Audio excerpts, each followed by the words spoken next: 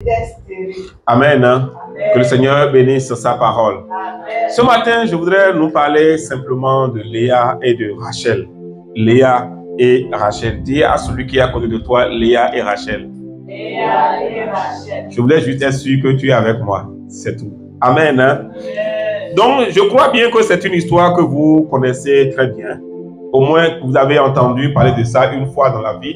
Et même peut-être que plusieurs de nos enfants, ou bien certains enfants que nous connaissons, s'appellent Léa ou Rachel.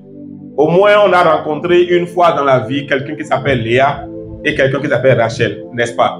Tu as déjà rencontré ça une fois? Quelqu'un qui s'appelle Léa? Quelqu'un qui s'appelle Rachel? Ok, tout le monde a rencontré au moins une fois. Mais cette histoire ici est très intéressante. Vous connaissez bien Jacob. Jacob, c'est la fille de Isaac. Et Isaac, à un moment donné, est devenu vieux. Il a voulu léguer l'héritage, la bénédiction, céder la bénédiction à ses enfants. Et vous savez tout ce qui s'est passé. C'est normalement Ésaü qui devrait bénéficier de cette bénédiction. Mais Jacob, en collaboration ou en compromis avec sa maman, a réussi à voler cette bénédiction de son papa. Ce qui l'a amené à fuir la maison de son père et à entrer en aventure. Et est allé en aventure. Sa maman lui a indiqué son frère, qui est Laban, c'est-à-dire l'oncle de Jacob. Elle lui demanda d'aller vers cet oncle-là et de rester là-bas jusqu'à ce que la colère de son frère Ésaü ne soit calmée. Et alors, il pourra revenir à la maison. Ce que Jacob a fait, il est parti de la maison. Et vous connaissez, sur la route, il s'est passé tellement de choses avec la vie de Jacob. Il dormait dans la forêt, il passait les montagnes, il passait les déserts, jusqu'à il a dormi une fois et Dieu s'est révélé à lui, n'est-ce pas? Quelque part où il se sentait fatigué, il faisait nuit et il s'est dit, bon, maintenant il faut que je me repose. Pendant qu'il trouva une pierre et il prit cette pierre pour en faire un coussin, pendant qu'il dormait la nuit, il voyait le ciel s'ouvrir et les anges montaient et descendaient. Il voyait une échelle qui connectait la terre au ciel. Sauf que l'expérience s'est arrêtée là. Ça n'a pas été plus loin que ça. Dieu lui a simplement renouvelé les mêmes bénédictions ou bien les mêmes promesses, mais ça s'est arrêté là. Quand Jacob s'est réveillé, il s'est retrouvé qu'il est quelque part dans une route seule, quelque part, et qu'il fallait encore qu'il reprenne encore la route sur son chemin pour aller vers son oncle Laban, ce qu'il a commencé. Alors je me suis posé la question, est-ce qu'il est possible que Dieu se révèle à quelqu'un? Est-ce qu'il est possible que Dieu ouvre le ciel sur quelqu'un et que la personne, en se réveillant ou bien en revenant dans la réalité humaine, peut continuer par vivre les mêmes vies? La réponse est clairement oui. Voilà. Maintenant, Jacob a continué. Il est arrivé chez Laban, dans le pays où Laban habitait, son oncle. Il a servi Laban pendant des années et des années. Il est arrivé un moment où Jacob sentit le besoin de se marier. Il alla voir son oncle. Son oncle lui dit, ah, je préfère te donner ma fille à toi que de la donner à quelqu'un du dehors. Alors, ce qu'on va faire, tu vas payer la dot. Et ta dot sera 7 années de travail dans mon champ.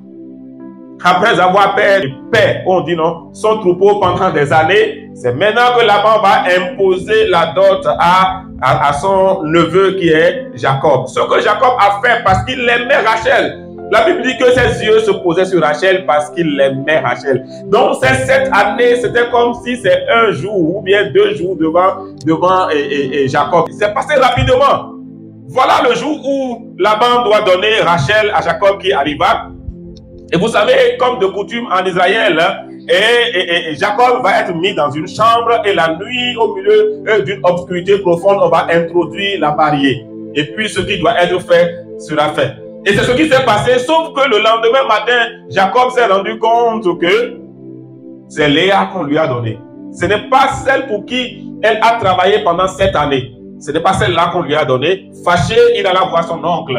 Son oncle lui dit, ok, tu sais, chez nous, dans notre coutume, dans la coutume de ta maman, c'est que la grande sœur ne peut pas être là et la petite sœur va se marier. Voilà pourquoi je l'ai fait ainsi. Donc, si tu tiens toujours à Rachel, celle que tu aimes, tu vas devoir travailler encore 7 autres années de surplus. Et là, nous te donnerons Rachel que tu aimes.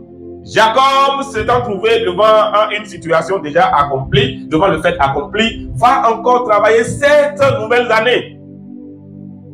Les 7 années sont passées aussi comme un jour devant lui. Et maintenant, on lui donne la femme qu'il a aimée, Rachel.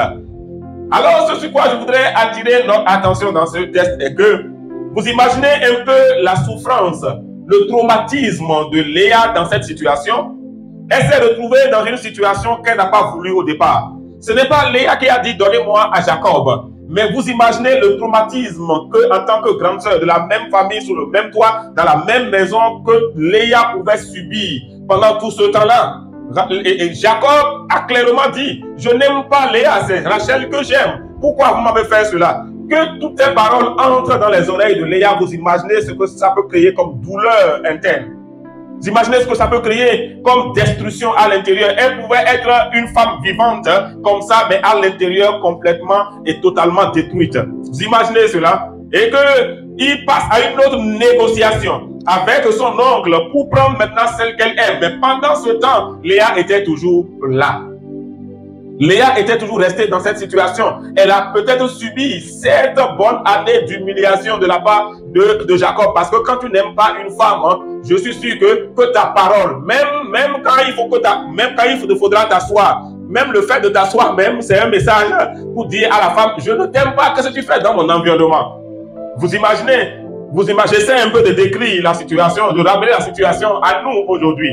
Vous voyez, mais Léa a subi cela. Et il est clairement dit à la fin du verset que Jacob alla vers Rachel qu'il aimait plus que Léa. Qu'il aimait plus que Léa. Qu'il aimait. Mais Jacob a raison parce que ce n'est pas pour Léa que lui a travaillé. Mais je me suis posé la question. Pourquoi est-ce que Jacob a préféré Rachel par rapport à Léa? Puisque la culture de Laban, c'est aussi la culture de Jacob. C'est le même peuple. Donc, il est censé connaître la coutume de son peuple. Il est censé connaître cela. Mais pourquoi il a préféré Léa? La Bible a précisé, quand vous lisez toute l'histoire, ce que je vous encourage à faire à la maison, vous allez vous rendre compte que la Bible a donné des détails qui sont très importants. La Bible a donné le premier détail, c'est que on dit que Léa avait les yeux délicats. Ça veut dire qu'elle a les yeux sensibles. C'est-à-dire, elle a les yeux malades en quelque sorte. Quand on dit délicat, c'est qu'il faut faire très attention avec ça. C'est très sensible. Et c'est bien aussi précisé que Rachel était belle de figure. Donc, c'est des détails très importants. En tout cas, qui ne sont pas passés inaperçus à Jacob. Rachel était belle de figure, tandis que Léa avait les yeux délicats. Les yeux délicats, peut-être qu'il y a un qui regarde au ciel et l'autre qui regarde en bas, ou bien l'autre qui regarde au nord ou l'autre qui regarde au sud. Peut-être c'est moi qui décris comme ça. Mais je ne sais pas ce qui est mis dans la délicatesse de ces yeux que la Bible précise là.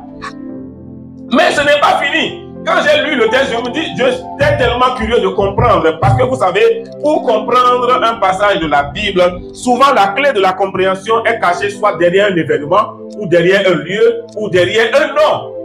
C'est souvent comme ça, la clé de la compréhension de certains passages difficiles à comprendre dans la Bible se trouve souvent soit dans un nom, soit dans un lieu, ou dans un événement. Alors j'ai été poussé à comprendre un peu plus. Est-ce que c'est seulement la beauté physique ou la délicatesse des yeux de Léa qui ont poussé Jacob à faire le choix qu'il a fait, ou c'est simplement pas amour? Et lorsque j'ai cherché, j'ai fouillé un peu, j'ai cherché à comprendre qu'est-ce que signifie Rachel. J'ai compris, Rachel signifie brebis. Ça, c'est bien, n'est-ce pas? Signifie brebis, gazelle, signifie en tout cas un bon animal que tout le monde désire avoir chez lui, qui est inoffensif, très beau à voir. Ça, c'est normal. Mais quand vous regardez dans le nom de Léa signifie simplement fatigué.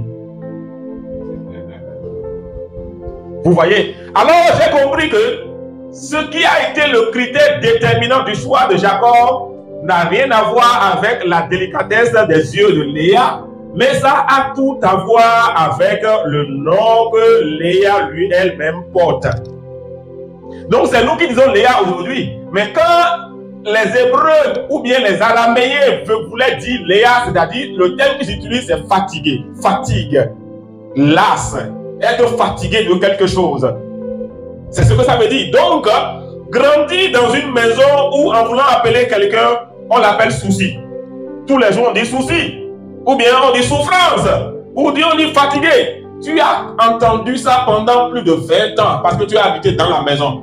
La personne n'a qu'à être belle comme Marie, mère de Jésus. Est-ce que tu vas accepter aller prendre une telle personne en tant qu'homme? Je ne parle pas en tant qu'homme spirituel, en tant qu'homme. C'est compliqué. À moins que Dieu lui-même descende pour te parler. Et là encore, ça sera au bout d'une longue discussion entre l'homme et Dieu.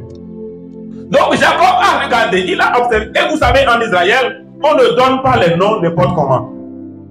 On ne donne pas les noms. Le choix des noms ne se fait pas n'importe comment. Un peu comme chez nous. Vous voyez, quand on prend le nom de famille, il y a forcément une histoire qui est liée à ça.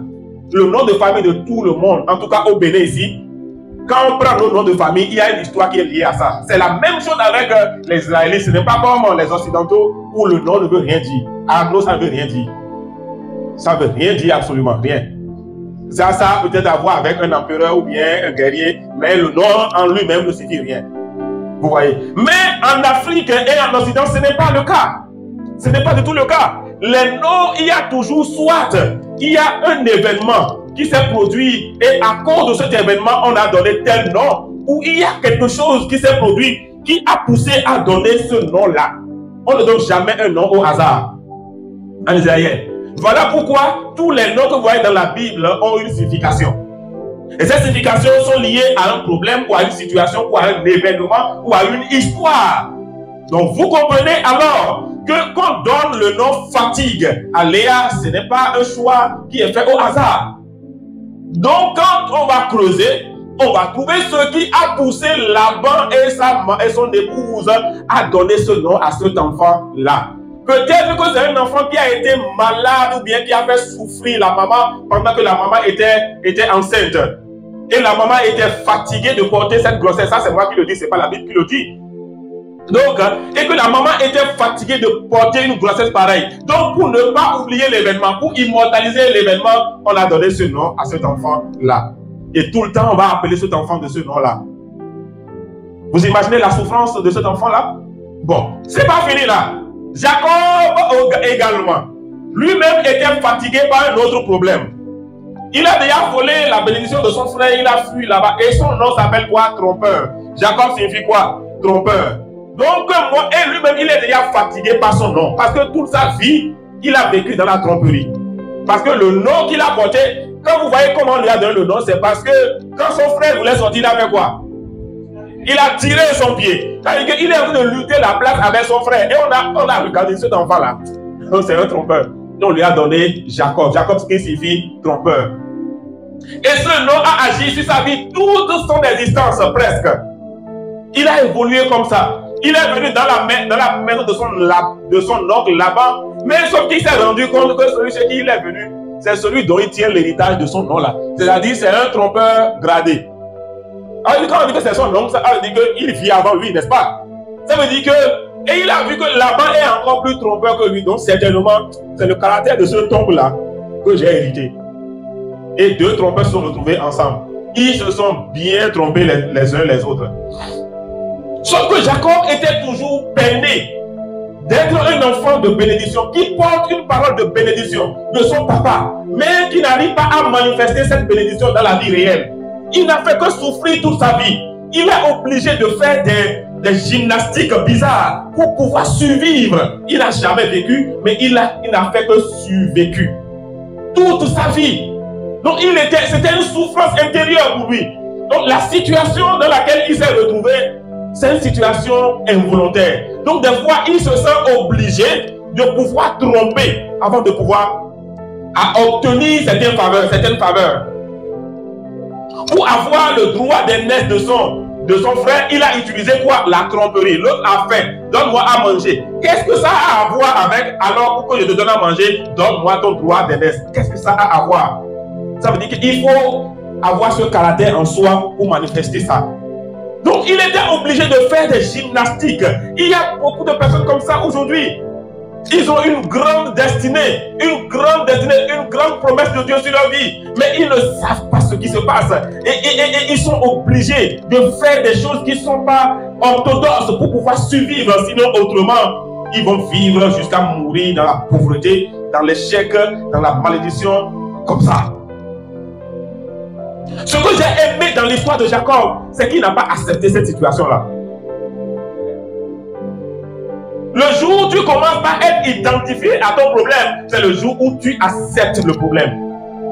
Lorsque tu acceptes le problème en disant c'est mon sort, il faut savoir que c'est scellé, c'est fini comme ça.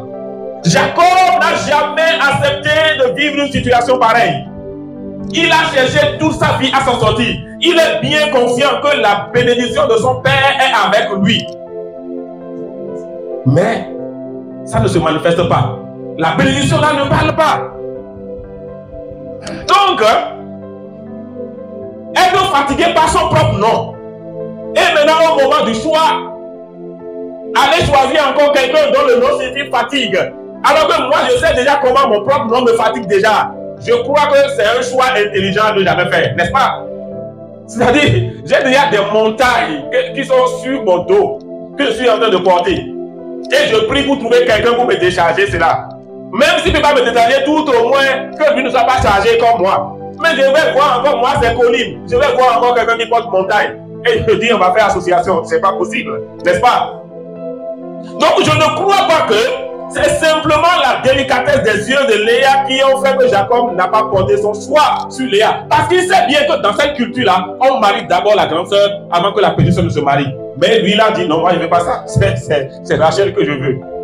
Je te dis, il y a un problème moi-même de vous. Je vais encore aller chercher quelqu'un qui, je ne sais pas pourquoi, vous lui avez donné le nom fatigue. Et je vais aller prendre ça là. Elle va me fatiguer toute ma vie. Et maintenant, dans tout ça, c'est Léa que moi je trouve comme la victime.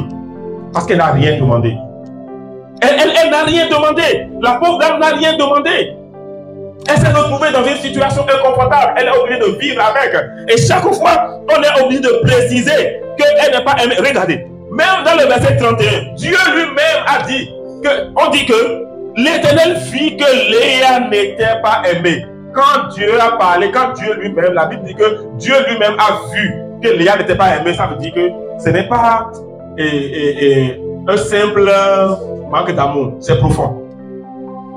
Ça veut dire que ce n'est pas un simple manque d'amour, ça veut dire que c'est profond plus que cela. C'est profond et Dieu voyait à quel point ça pouvait détruire la vie de Léa. Et la Bible dit que pour consoler Léa, qu'est-ce que Dieu a fait? La Bible dit que Dieu la rendit féconde. Amen. Dieu la rendit féconde.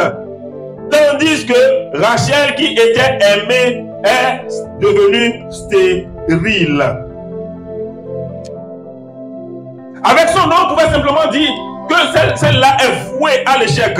Aucun homme ne voudra d'elle. Aucun homme ne voudra d'elle. Aucun homme.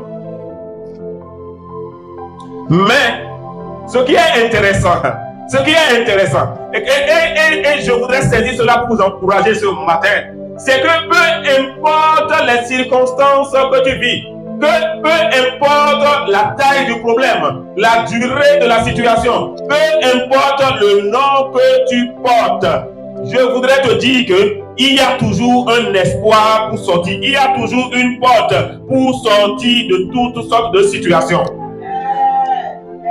Porte simplement tes regards vers celui qui t'a créé. On va continuer l'histoire et vous allez voir que Dieu peut transformer toute forme de situation. Il n'y a aucune situation qui soit au-dessus de Dieu. Jacob lui-même, sa situation a été transformée, n'est-ce pas? J'ai souvent l'habitude de dire que quand vous voulez connaître la gloire qui est rattachée à la destinée de quelqu'un, il faut regarder au combat de cette personne.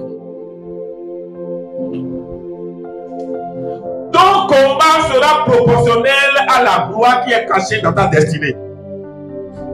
Parce qu'un voleur ne peut jamais entrer dans une maison où il sait qu'il n'a rien là-bas à voler. Quand un voleur choisit d'entrer dans une maison, c'est parce qu'il sait, il a toutes les informations, ou il a toutes les preuves que dans cette maison, il y a quelque chose, un trésor à voler. Nous allons continuer l'histoire.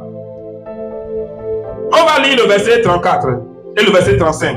Après le verset 18 seulement. Oui.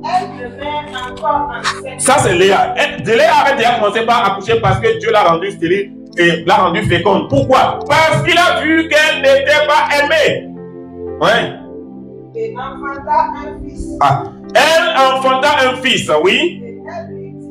Pour chaque fois, mon mari s'attachera à moi, Oui. car je lui ai encore fait 3 fils. Oui. C'est pourquoi on lui donnera le nom de... Vous voyez encore? Elle dit c'est pourquoi. Ça veut dire que le nom Lévi a une signification. C'est pourquoi elle est en train de dire ça. C'est pourquoi on lui donnera quoi? Le nom de Lévi. Ok, c'est bon. Lis le verset 35. Verset 35. Oui, c'est pourquoi. Elle lui donna le nom de Judas. C'est pourquoi elle lui donna le nom de Judas. Ça veut dire que Léa a fait Lévi, c'est pas fini. Et Léa a fait quoi? Judas. Il y a d'autres noms, hein, mais c'est les noms qui m'intéressent là, les noms sur lesquels je peux parler. C'est ça que j'ai choisi. Verset 18 du chapitre 30.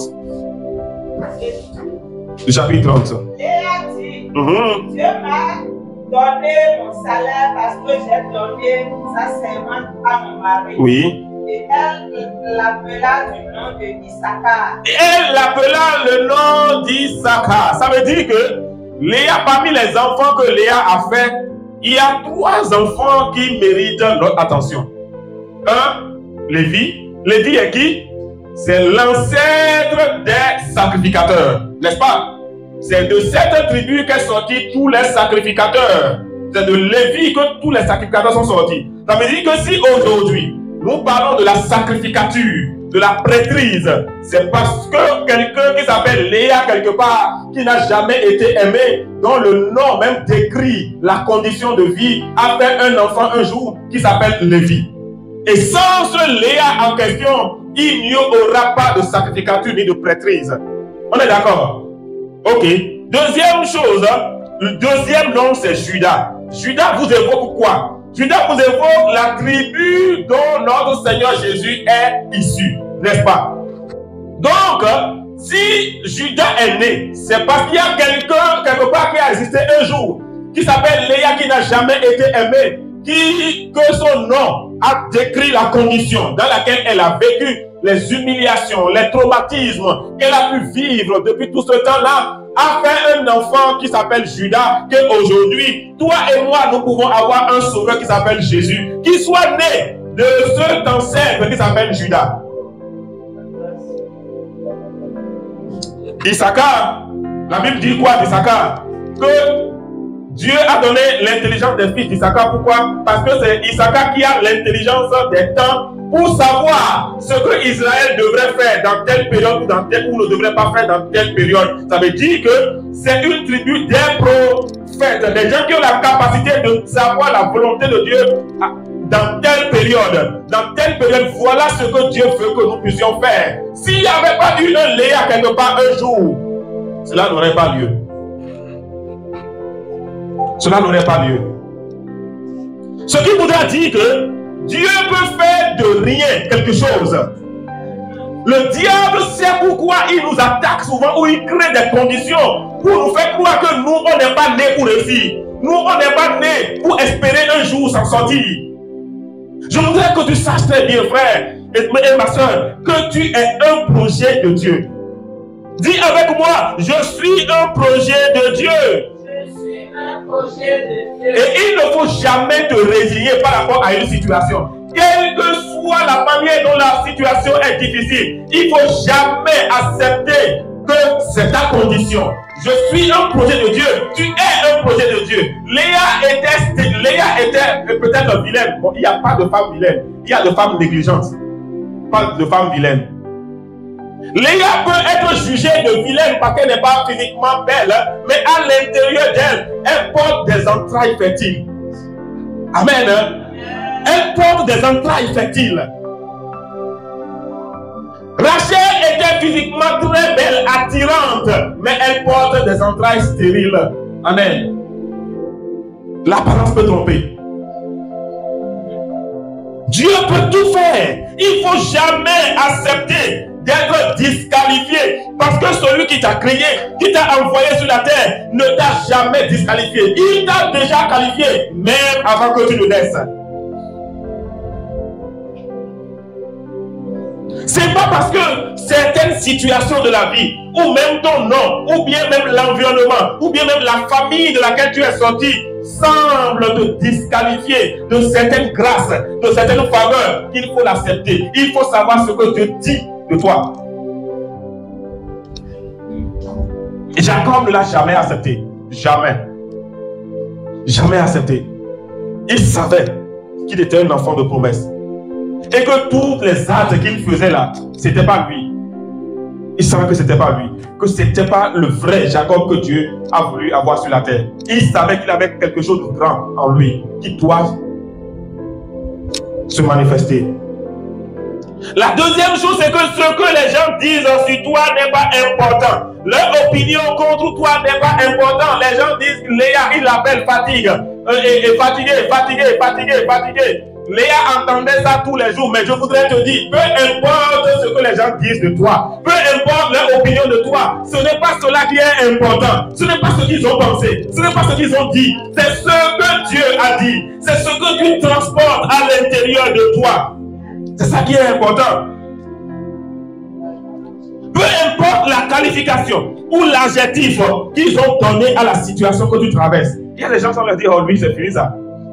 Lui c'est fini ça. On peut parler de tout le monde, on peut appeler tout le monde pour décider sauf toi. Parce qu'on sait que bon, lui va apporter quoi? La personne même se cherche encore, il ne sait même pas. Lui, pour lui c'est fini ça. Mais je voudrais te dire, ce n'est pas fini. Imaginez. Qu'est-ce qui fait qu'on laisse la grande soeur pour choisir la petite soeur? Imaginez Léa, si les choses ne se sont pas passées comme ça, quel sera le sort de Léa? Et heureusement que Dieu avait disposé un homme qui s'appelle Laban. Là, pour arranger l'arrangement divin. Dieu sait comment arranger les situations, même les plus compliquées. Même s'il n'y a plus d'issue, même s'il n'y a pas de porte de sortie, il sait comment il arrange les situations. Notre Dieu est un Dieu d'arrangement divin. Dis avec moi, arrangement divin. Arrangement divin. Qu'est-ce que Dieu a dit de moi? Dieu n'a pas dit que je n'aurai pas d'enfant. Dieu n'a pas dit que je n'aurai pas de travail. Dieu n'a pas dit, Dieu n'a pas dit. Et puisque Dieu n'a pas dit, je n'accepte pas. Et sachez ceci, hein, dans la nouvelle alliance, je l'ai dit à l'école de disciples le matin, Dieu n'a pas d'enfant chéri, Dieu n'a pas d'enfant favori. Non. La Bible dit qu'il ne fait exception de personne. Dans la nouvelle alliance, Dieu n'a pas d'enfant favori. Non. Dieu est capable de faire tout avec tout le monde, ceux qui sont prêts.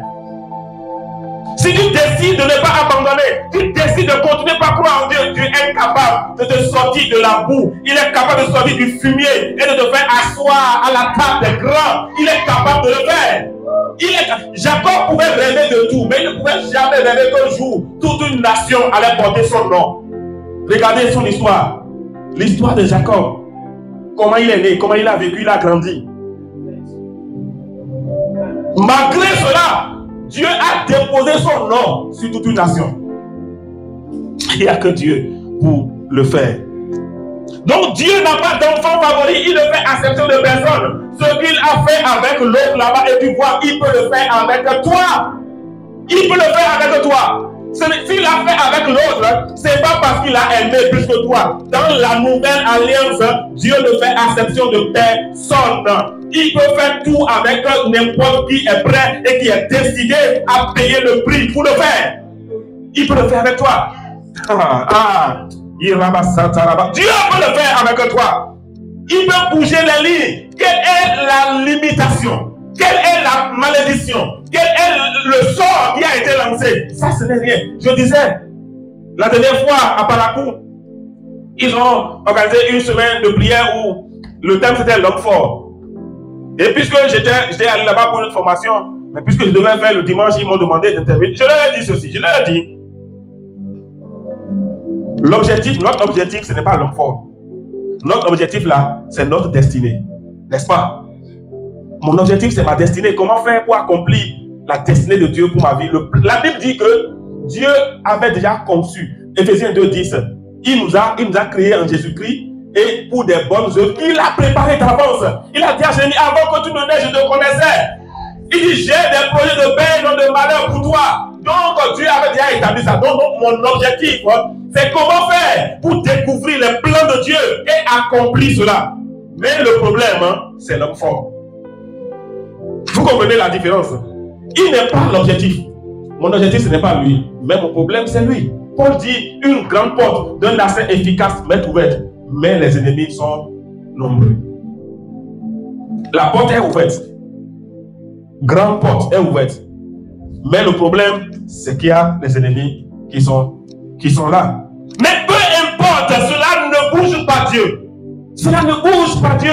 S'il a transformé la vie de Léa en une source de bénédiction, et à cause de Léa, nous avons les sacrificateurs, nous avons les rois et nous avons les prophètes, à cause de quelqu'un qui n'avait jamais été aimé, ni rien en elle ne la disposait ou ne la prédisposait à être aimé. Mais Dieu l'a pris à cause de cela, à cause de ta situation. Tu es qualifié au nom de Jésus.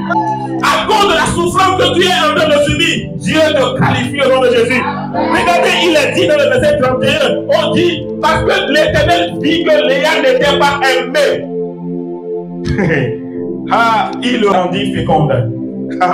C'est très important. C'est un connecteur logique parfait. Il dit, parce que l'Éternel vit que Léa n'était pas aimée. Il a rendu féconde. Il a rendu féconde.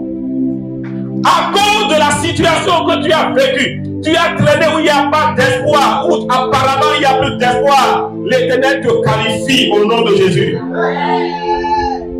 Il te qualifie au nom de Jésus. Tu portes un trésor à l'intérieur de toi, même si physiquement tu es disqualifié, même si les gens pensent que tu n'es pas la bonne personne, tu n'es pas la meilleure personne à qui donner telle ou telle opportunité. Je te dis que la Bible nous dit, c'est dans des vases de terre que nous portons ce trésor. C'est dans ce corps qui est filé du moins, apparemment selon les hommes, que se cachait une entraille féconde. C'est aussi derrière cette femme, c'est aussi derrière cet homme, apparemment déchiré par les situations de la vie, humilié, honni à cause des situations de la vie. C'est à l'intérieur de cet homme que se trouve un trésor inestimable divin, que le Seigneur va faire manifester pour sa gloire. Je voudrais te dire ce matin qu'à l'intérieur de ta situation se trouve une grâce. Se trouve une gloire qui est cachée. Souvent, c'est parce que nous n'observons pas bien les situations que nous traversons. Chaque situation, même chaque épreuve, porte en elle une porte de sortie, une gloire, une grâce. Toute situation. Rappelez-vous des disciples qui étaient sur la mer en train d'aller quelque part. Jésus leur a dit avancez, je vais vous rejoindre. Et la Bible nous dit que pendant qu'ils étaient sur la mer, en allant, un grand vent a commencé. Voilà que c'est Jésus qui était là, ils étaient en paix, ils étaient en joie, ils disent bon, et il dort, réveille-le, il va calmer la tempête. Maintenant il n'est pas là. La tempête a commencé. Ils étaient sûrs qu'ils allaient mourir. La situation était déjà complètement désespérée. Mais je voudrais vous dire qu'il n'y a pas une situation désespérée qui existe. Il n'y a que des hommes désespérés face aux situations. Donc tu peux refuser le désespoir. Il n'y a pas une situation désespérée. Il n'y a que des hommes désespérés face aux situations de la vie. Et tant que tu n'es pas désespéré, aucune situation ne peut résister à toi. Aucune. Pendant qu'ils étaient là en train de crier, oh nous allons mourir, Jésus n'est pas là. Ils n'ont même pas encore fini avec ça. La barque prenait déjà de l'eau, ils étaient sûrs qu'ils vont être noyés. Pendant qu'ils étaient là en train de dire cela, ils voient encore sur la mer, loin là-bas, quelque chose qui apparaît comme un fantôme. On dit c'est fini, on est foutu.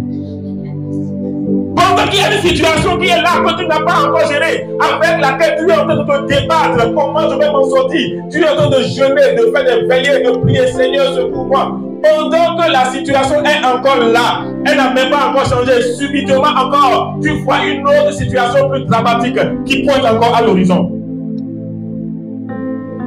Ils ont dit, oh, voilà un fantôme qui arrive, nous sommes foutus, nous sommes morts. Sauf que ce qu'ils ne savaient pas, c'est que derrière ce fantôme apparent, c'était Jésus. C'était la solution qui était là-bas. C'était la solution qui allait venir les sortir du danger dans lequel ils se sont retrouvés. Derrière chaque situation, quelle que soit sa condition, se cache une gloire. C'est pourquoi ne lâche pas. Focalise-toi sur cela, sur la gloire qui est cachée en toi. Il y a une gloire qui est cachée en toi. Souvent, les apparences sont trompeuses. Les apparences nous trompent souvent. Et derrière la beauté de Rachel, qui pouvait savoir qu'il y avait la stérilité qui est cachée? Qui pouvait savoir? Et en plus, aucun enfant qui est sorti des entrailles de Rachel, encore qu'il n'y en a que un seul. Tous les autres, là, c'est ces servants qui ont fait. Et on lui a attribué ça. Un seul, Joseph. ce Joseph-là même ne figure même pas dans les tribus. Bon, il figure indirectement par ses enfants, mais lui-même ne figure même pas parmi les tribus. Pourtant, c'était elle qui était aimée. Vous savez, nous sommes dans un monde où l'apparence, les gens se focalisent beaucoup trop sur les apparences. Beaucoup trop sur les apparences. Quand tu as les moyens, tu as beaucoup d'amis. Je ne sais pas si vous avez remarqué ça. Tu as beaucoup d'amis. Moi, j'ai remarqué qu'en tant que pasteur, quand tu donnes beaucoup de... Tu guéris les malades, il y a beaucoup l'onction qui se manifeste. Il y a beaucoup d'amis, beaucoup de personnes qui sont autour de toi, qui veulent être tes amis et tout ça. Mais tu n'as pas le droit de tomber dans un temps de faiblesse. Tout le monde te quitte parce que ceux qui avaient fait, ils étaient là, c'était ça. Maintenant, il n'y a pas ça, ils veulent quoi? Ils vont casser, ils vont aller ailleurs. C'est la même chose dans la vie. L'homme riche a beaucoup d'amis et de faux amis. Pourquoi? Parce que l'homme est attiré à tout moment vers l'argent, vers ce qui, vers la richesse, vers l'apparence, ce qui attire. L'homme est attiré à tout moment vers cela. À tout moment vers ça. Voilà pourquoi sinon il y a des personnes très compétentes, mais qui souffrent. Mais des nuls, parce qu'ils savent bien s'habiller, savent bien et faire l'apparence. Ils sont à des postes. Voilà pourquoi nos nations ne prospèrent pas. Ce n'est pas parce qu'il n'y a pas de compétences. C'est parce que souvent ceux qui sont compétents n'ont rien d'attirant physiquement. Lisons cela dans Ésaïe 53, verset 2. Je vais finir là. Ésaïe 53, verset 2. Si Jacob savait que c'est Léa qui pouvait lui donner tous ses enfants qu'il avait, je crois que malgré son nom, il allait choisir Léa. Hein. Personne ne... Vous voyez le conflit qui est né entre Jacob et Rachel quand Rachel ne faisait pas d'enfant. Et Jacob était obligé de lever le dos pour dire, je suis Dieu pour donner un enfant, c'est quoi? Parce que lui s'en foutait. Il a déjà un enfant avec Léa là-bas. Léa qui n'a pas aimé là. Mais si c'est les deux qui n'avaient pas d'enfant, quand Rachel va lui parler mal, je crois qu'il va dire, bon, ma chérie, cherchons la solution ensemble. Mais parce que lui, tu as d'enfant, tu n'as pas d'enfant, je m'en fous. L'autre m'a déjà fait des enfants. Il dit, c'est quoi? Suis-je Dieu pour nous donner des enfants? Suis-je Dieu? S'il savait que Léa était féconde et Rachel était stérile, je crois que malgré le nom de Léa, il allait le choisir. Oui, dis-moi, Ésaïe 53, 2. Il s'est levé devant lui comme une ça, c'est la description parfaite qui est faite de Jésus. Jésus, oui.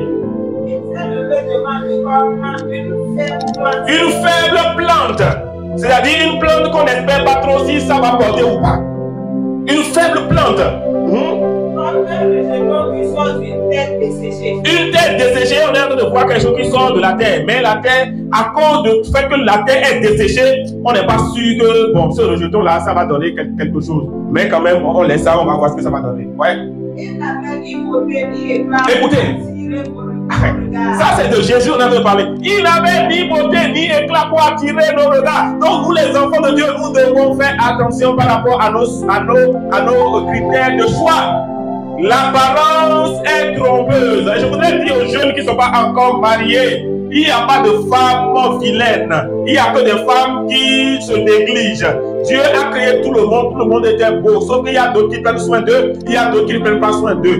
Si c'est ce critère pour choisir une femme belle, d'accord. Mais il faut toujours chercher à savoir quel est le contenu. Parce que l'apparence peut tromper. L'apparence peut tromper. Jésus, à la Bible, dit qu'il n'avait rien pour attirer nos regards. Ni beauté, ni éclat, rien. Si bien que si on ne sait pas. Voilà pourquoi même les Juifs, juste aujourd'hui, n'ont pas cru que c'est lui qui est Jésus. Dieu même a dit ça en haut. Il dit, mais qui a cru? Qui a cru? Qui a reconnu le bras de l'Éternel?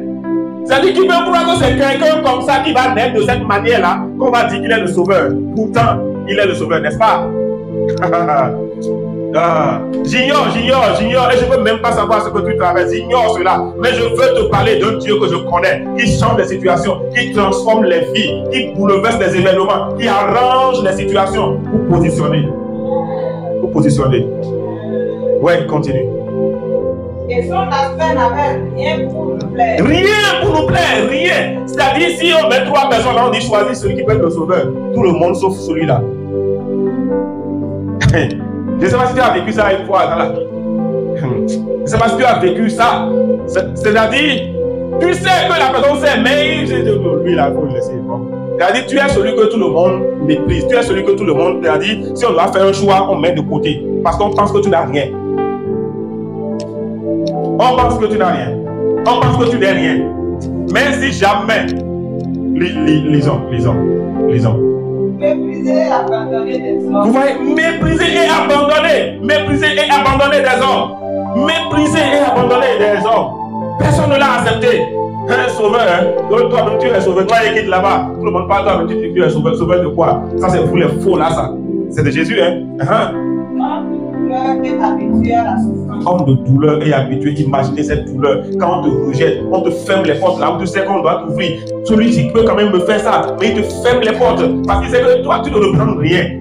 Il te fait ça, ça va lui donner quoi? Lui n'a pas besoin des gens comme ça. À un moment donné, tu le fatigues. Il y a des fois même, il y a des personnes quand tu apparais dans leur environnement, ils te disent rien, ils t'accueillent, mais tu sens que c'est comme si tu as devenu une fatigue pour eux. Ils te disent rien, mais toi-même tu sais déjà. La manière dont ils t'accueillent, même ils te reçoivent, même là, tu sais déjà que vraiment mon frère, tu ne peux pas comprendre, tu es une fatigue pour moi, tu me fatigues. Il t'a pas dit ça, mais tout son comportement, tout son environnement te dit que tu n'es pas le bienvenu, on ne te veut pas ici. Ah, tu ne peux pas comprendre ça? C'est ça, il est habitué à ça. Partout il est, on le rejette, on le rabroue. Les portes qu'on doit lui ouvrir, on lui ferme ça. Il y a quelque chose, une opportunité qui est sortie, on dit ça à tout le monde, sauf lui. Oui. Semblable à celui qu'on découvre le visage. Oui. Nous l'avons détaillé. Oui. Nous n'avons fait de lui aucun cas. Lui là, il faut l'oublier. Si vous n'avez jamais vécu ça, je prie que Dieu vous donne la grâce de vivre ça. Pourquoi? Parce que quand vous sortez de là, vous n'êtes plus jamais la même personne. Vous n'êtes plus jamais la même personne. Si vous vivez là, ce que Jésus a vécu, on a décrit là, si vous sortez de là, vous voyez le monde autrement. Vous voyez le monde autrement. Oui? Cependant, merci. Cependant, dis avec moi, cependant, on lui a fait tout ça. Pourtant, c'était lui le sauveur de l'humanité. C'était lui la solution. Si ceux qui te maltraitent, te rejettent, te ferment les portes aujourd'hui pouvaient savoir ce que tu peux représenter pour leur vie, pour la famille, pour le foyer, pour leur entreprise, pour leur affaire. Oh Seigneur Jésus, tu vas prier ce Dieu du cependant. On dit on l'a rejeté. Il n'était rien pour attirer. Il n'avait aucun éclat, aucun regard pour attirer le regard des hommes. Cependant, tu vas invoquer ce matin le Dieu du cependant, Seigneur. Cependant, j'avais tout ce qu'il faut à l'intérieur de moi. Cependant, je suis l'homme qu'il faut. Cependant, je suis celui que tu as choisi pour ce poste. Celui que tu as choisi pour apporter la grâce. Je suis rejeté aujourd'hui. Cependant, tu vas prier, tu dis Seigneur, ce matin, peut-être que tu te retrouves dans le cas de Léa, mais si Léa n'avait pas été mariée, si Léa n'avait pas été choisie, je dis qu'il n'y aura pas Jésus, je dis qu'il n'y aura pas Lévi, je dis qu'il n'y aura pas Isaac. Et quand il n'y a pas Jésus, il n'y a pas Lévi, il n'y a pas Isaac, il n'y aura pas de sacrificature, il n'y aura pas de roi, il n'y aura pas de sauveur, il n'y aura pas de direction. La Bible dit mon peuple périt faute de direction. Dis Seigneur, ce matin, j'ai été longtemps rejeté, mais je me tiens aujourd'hui dans l'alliance que tu as faite. L'œuvre a sauvé de Christ à la croix et je corrige cette erreur. Je corrige cette erreur de ma destinée. Cette erreur qui s'est introduite dans ma destinée. Cette bêtise satanique qui a été introduite dans ma destinée. Je corrige cela. J'efface cela dans le nom de Jésus. Prie mon frère, prie ma soeur. L'heure de la restauration, l'heure du changement, l'heure du retournement de situation est en train de sonner pour quelqu'un. Alia Fubrala, Libra Sekekete Brasada, Rimo Sekato la Brakata. La situation ne restera pas ainsi. Et Léa n'est pas restée longtemps dans cette situation. Léa n'est pas restée longtemps dans la confusion. Léa n'est pas restée longtemps dans le rejet. Léa n'est pas restée longtemps dans le refus. Mais le temps est arrivé où Dieu a arrangé la situation. Dieu a arrangé la situation. Je vois Dieu en train d'arranger la situation ce matin. Je vois Dieu en train de changer cette bêtise. Je vois Dieu en train de remplacer ces années de peine pour toi ce matin. Il lève la voix et prie. Il lève la voix et prie. Jésus n'avait rien pour attirer le regard des hommes. Cependant, il était pourtant frappé à cause de nos péchés. Il était pourtant frappé à cause de nos souffrances. Même s'il n'avait rien pour attirer le regard des hommes, il n'avait ni éclat, ni beauté. Ce qui compte, ce n'est pas ta beauté. Ce qui compte, ce n'est pas ton éclat. Ce qui compte, c'est ce que tu transportes à l'intérieur de toi. C'est ce que tu transportes à l'intérieur de toi. Dis Seigneur, le temps est arrivé. Le temps est arrivé où la gloire qui a été couverte, la grâce qui a été couverte, la faveur qui a été couverte, s'explose maintenant. S'explose maintenant. S'explose maintenant. S'explose maintenant. S'explose maintenant. Prie au nom de Jésus. Prie au nom de Jésus. Ikarabaka shekete lebrada. Ikerebro shakatana blakete leba. Linda namako shekete. Rabaka shekete. Lebrekete lebaka shakata. Alléluia. Alléluia. Alléluia. Alléluia. Alléluia. Alléluia. Le Seigneur va corriger cette bêtise qui s'est introduite dans ta destinée, qui s'est introduite dans ton parcours. Cette erreur satanique sera corrigée ce matin. Sera corrigée ce matin. Sera corrigée ce matin. Dans le nom de Jésus-Christ. Dans le nom de Jésus-Christ. La gloire que tu portes à l'intérieur de toi, la grâce, la faveur que tu transportes, que personne ne voit, que personne ne veut voir, que les gens rejettent, cette grâce va s'exploser. Cette grâce va s'exploser. Cette faveur va s'exploser. Dans le nom de Jésus de Nazareth. Ibrasé dans la Shakata. Les la carava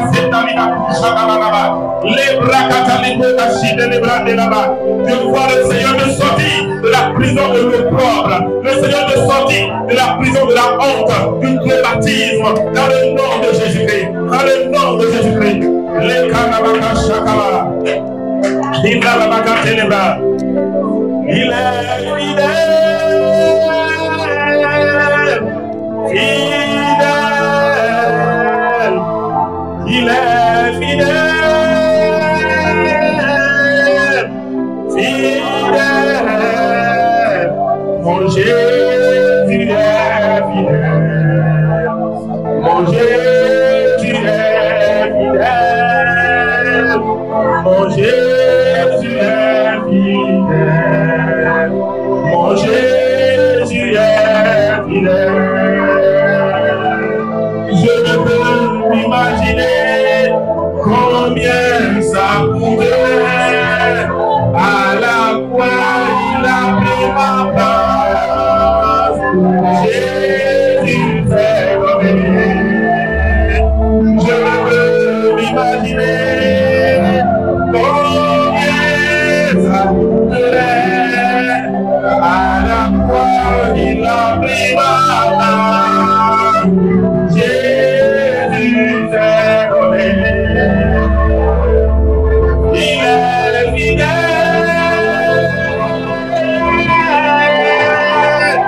Fidèle. Tu es fidèle. Fidèle. Oh Jésus est fidèle. Mon Jésus est fidèle. Mon Jésus est fidèle. Mon Jésus est fidèle. Il est fidèle. Il est fidèle. Fidèle. Tu es fidèle. Fidèle, mon Jésus est fidèle, mon Jésus est fidèle, mon Jésus est fidèle.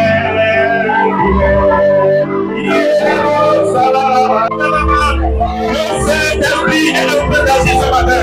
Le Saint-Esprit est en train de travailler dans la salle ce matin.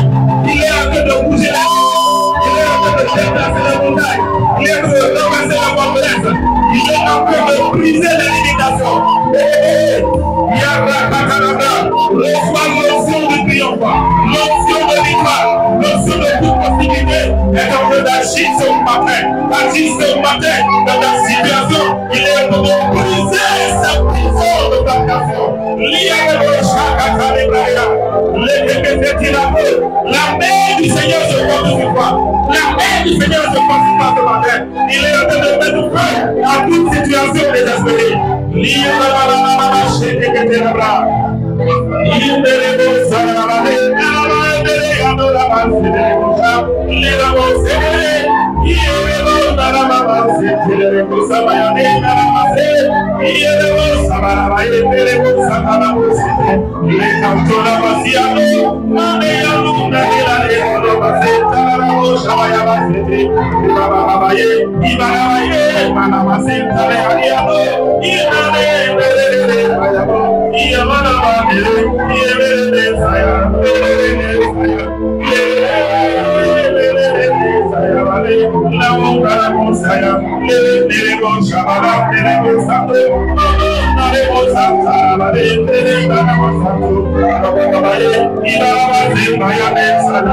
Il y a une pluie d'abondance qui est en train de pleuvoir ce matin. Il y a une pluie spirituelle qui est en train de pleuvoir ce matin abondamment pour laver, emporter tout ce qui est rejet, tout ce qui est saleté, qui empêche ton éclat de se manifester. Il y a tout ça qui est en train d'être emporté, tout ça est en train d'être emporté. Il y aura une pluie d'abondance, une pluie de grâce qui est en train de pleuvoir ce matin. Pleuvoir abondamment ce matin. Il est temps que les lignes bougent. Il est temps que les lignes bougent. Il est temps que les lignes bougent. Les lignes doivent bouger maintenant. Il est temps que les lignes bougent. Les lignes bougent. Les lignes bougent. Les lignes bougent. Les lignes bougent. Les lignes bougent. Les lignes bougent. Les lignes bougent. Au nom de Jésus. Les lignes bougent ce matin. Les lignes bougent ce matin. Les lignes bougent. Les lignes bougent. Plus de limitation. Plus de limitation. Laisse à Katalabate. Révélez-les Shakatalia. Riba Baba Shelia. Riba Soketia la Kuna. Ibra Katakele Mesina. Rakun Shamia Rusae. Risu Libra Ilakade. Rakatakele. Ibalia Kusakete Libakura. Ruba Kashakatalia. Rebakuna Alekesekete. Basura Iaye. Yaya Yakata. Révélez-les Shakata. Liba Raba Katalaba.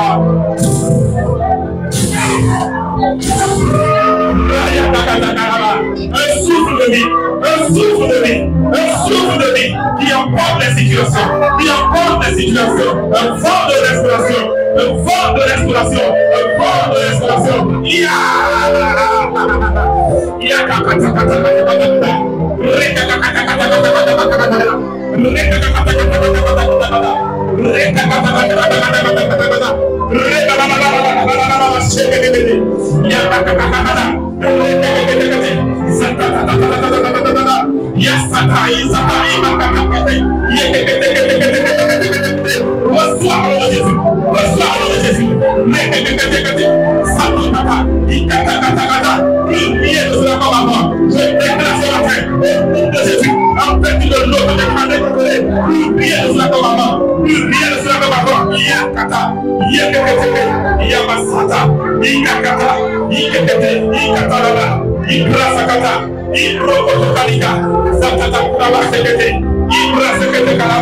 Alléluia. Alléluia. Alléluia.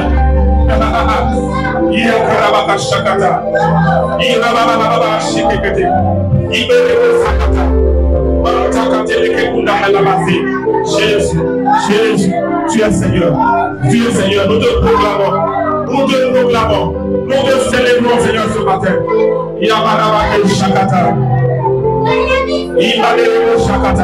Alléluia.